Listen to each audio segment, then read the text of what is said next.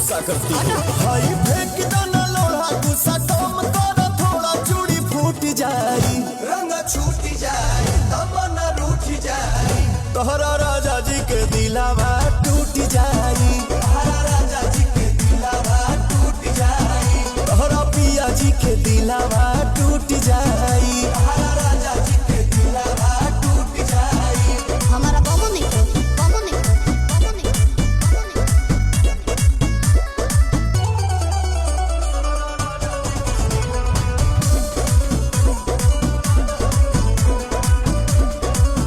खिसियालू कहे रिसियालू कहे गरम आलू तो फेंक देलू आलू कहे चालू तब बोलो ना जानू कहे हमसे भइल बटे भाजी धोखा एही आलू के मिस देब चोखा बुझाई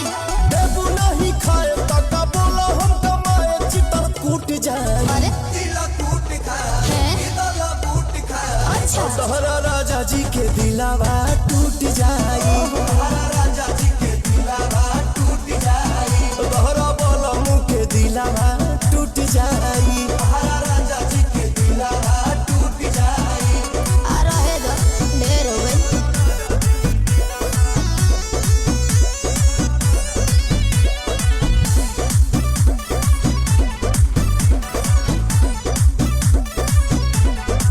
खजनी छोड़ा भवन करब कहबू जवन रहे सेवा में सुप्रियन सुपवन धोई दी है भौजी के झूठ बरतन झूठे बात पमारे लो पालिस कहबो राती के तोरे के मालिस बुझतनी हमान जाने अब धनी तोहरे पर सब धन लूट जाए